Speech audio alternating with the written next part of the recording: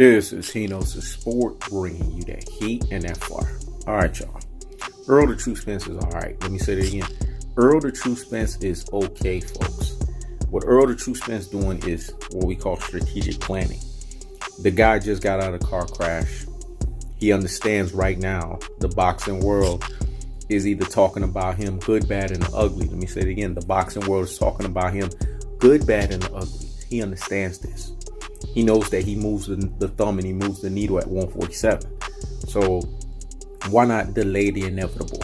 Eventually, he's going to come out public. He already has everything lined up. As you can see, Mauricio Solomon has him lined up for the WBC Silver Championship against Danny Garcia. But I wouldn't take that fight as his fight coming back. You know what I'm saying? Like Keith Thurman said, I need that get back. Let me say it again. I need that get back. So his first fight should be the IBF mandatory and Kruder Trillo, Adukakorov. You know what I'm saying? That's the guy that he should fight first, because he needs to go ahead and get into the square circle, test himself out, see where everything is at, make sure everything's firing on all cylinders. Boxing 101 tells you, you know what I'm saying? Especially when you go through a trauma of that magnitude, or you've been out for a minute, or if you have any of what we would call asterisk issues going on, you definitely want to make sure you test the engines before you go out there and you start it. Let me say it again. You definitely want to make sure you test the engines before you go out there and you actually start it and go 100 miles per hour. You want to see where you're at. You want to make sure that you're firing on all cylinders. So it's obvious and it's logistically, you know what I'm saying, sound for him to fight Kruder Trillo, Adukakorov first. Remember, He Knows the Sport was the first one to break that to you guys and told you that his options were Kruder Trillo, Adukakorov, his IBF mandatory. You know what I'm saying? I'll just go look at the stamp date on the video. I was the first one to put it out here on all of the YouTube world. So I knew what time it was, because you know me, anything that has to do with Errol the True Spence, I'm always ahead of the pack. Let me say it again. Anything that has to do with Errol the True Spence, I'm always ahead of the pack. So I had to line that up for you guys so you guys could see this. I think he's going to fight the IBF mandatory first. Even though Mauricio Solomon has come out and said Errol the True Spence has to fight Danny Garcia, the WBC Silver Champion, first before he can accept his IBF mandatory, there's an exception to the rule behind that, because the man just came out of a car crash. Plus, he's the guy that moves the thumb and moves the needle at the welterweight division. He's the big fish. Remember, all of these other welterweights are the little guppies. Let me say it again. He's the big fish, and all of the other welterweights are the little guppies. So Errol the True Spence is going to be able to make the decision.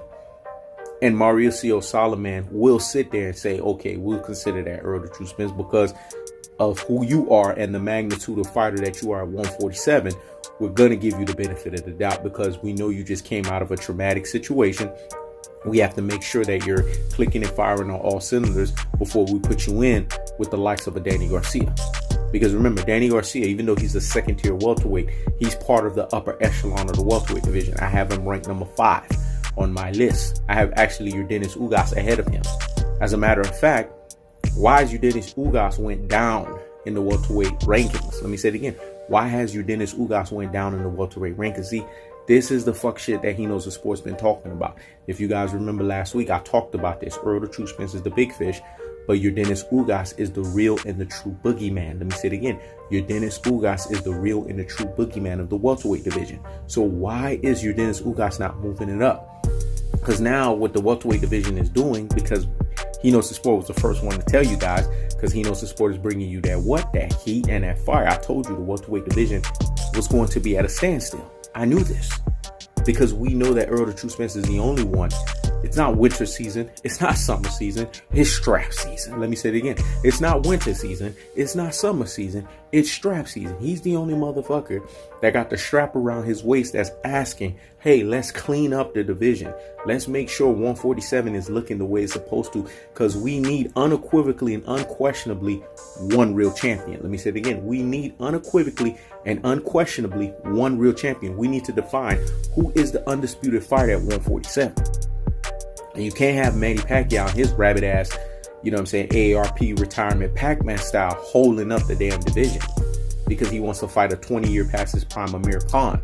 He wants to fight a Mikey Garcia that don't know which weight class he want to land on. This human pinata, aka beat my face and dude. You know what I'm saying? This is what we're dealing with, folks. Manny Pacquiao sitting here telling you, oh, now I want to fight Errol the True Spence because Errol the True Spence just got out of a car crash. See, people don't talk about this, but Manny Pacquiao is worse than Canelo Alvarez in this regard. He's had the most catch weights. He's had the most rehydration clause. As a matter of fact, I got to cut Cinnamon Alvarez a little slack. Even though I don't cut him no slack, I'm going to cut him a little slack. When you go back and look at the totality of who's had the most catch weights and who's had the most rehydration clauses, it's been Manny fucking Pacquiao. And Manny Pacquiao always fights these fighters at their worst. Let me say it again. Manny Pacquiao always fights these fighters at their worst. He doesn't want them at their best. So, ironically, he omitted Errol the True Spence out of the welterweight list, right? When Errol the True Spence told his rabbit ass, get your ass in the damn ring. Then all of a sudden, now Errol the True Spence went through a car crash. Oh yeah, we can fight him now because he thinks Errol the True Spence is not the same. See, y'all gotta catch that foolery, man. Those who have the what I call the true boxing eye test could see that stuff a mile away. But so hear me and hear me well. Listen, man, your Dennis Ugas is being avoided. I don't know what's going on. I don't know what's going on with the powers that be. I don't know what's going on with the sanctioning bodies. But they're shitting on you, Dennis Ugas. Just look at his last fight against Omar Figueroa. He embarrassed that dude, man. Because of the way he beat Omar Figueroa up, Omar Figueroa is seriously considering retiring from boxing. Come on, man. Dennis Ugas beat Shawn Porter. He got robbed. But you know what they're doing? They protecting the Shawn Porters of the world. They're protecting the Danny Garcias of the world. They're protecting the Keith Thurmans of the world. They're protecting the Manny Pacquiaos of the world. They're protecting the Terence Crawfords of the world. Because they know if any one of those guys fight your Dennis Ugas, who is the real and the true boogeyman, they will be exposed. Let me say it again. If any one of those guys fight the real and the true boogeyman, your Dennis Ugas, they will be exposed. This is why they brought your Dennis Ugas rankings down. Y'all got to see the fuckery for what it is, folks. He Knows His Sport is the cold-hearted, unadulterated, and cutthroat truth teller on YouTube. So I'm always exposing the foolery for what it is. I'm always expounding on it, and I'm always rolling out the red carpet so y'all can see that. Remember, Sun Tzu, aka Art of War, 7 steps ahead of the game. So since I'm 7 steps ahead of the game, I'm putting it out there. Terence Crawford is not a boogeyman. Terence Crawford is what we call a guy that's been fighting low-level competition for the last 5 years. But he's been going under the radar. He's fighting Green Mean Machine. We already know what time it is. So his ass has an excuse. He's booked. Even though he didn't have an excuse prior to that fight because he could have fought a Danny Garcia. He could have fought a Shawn Porter because remember, they're my buddy and me. So they didn't fight because of that reason. He could have fought a Kell Brook. Later on, you know what I'm saying, Kell Brook, I said, okay, I couldn't make the weight. But prior to that, Kell Brook was pushing for that shit. And they kept stalling because they didn't want Terence Crawford to be in any arduous fight. You guys got to remember, he only has 3 elite fights left in him. So they're trying to do the lazy top rank promotional style of getting his ass to the super fight. We get it. I've already exposed this. I've already expounded upon this. But Errol the True Spence needs to fight his mandatory, man. Kuchatrillo Adukakorov, so that we can see where he's at. And when Errol the True Spence come back, he's going to make a shockwave into the welterweight division. He's going to make a shockwave into the boxing world. But he's going to do it on his timing. He's being strategic about it right now. Because he knows the longer he goes without saying nothing, the more of the anticipation is supply versus demand. This is business 101. Let me say it again. Business 101. Errol the True Spence seems to be a very smart guy. And he understands business 101. The supply and the demand. Look, everybody's asking, where's Errol the True Spence? So guess what? The longer he goes and he doesn't say something, the more the anticipation builds. And the more the anticipation builds, guess what? The more the eyes, the lenses, and the focus is going to be on him.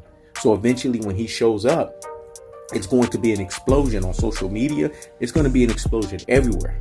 Remember, He Knows His Sport was the one to deliver this to you guys in this epic magnitude and in this epic proportion. Because only He Knows His Sport can deliver to you in this fashion.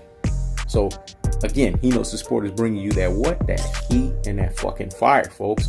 So hear me and hear me well. When Errol the True Spence comes back and he rolls the red carpet out, the welterweight division goes from the most boring to the most exciting division in boxing. This is He Knows His Sport. Check it out.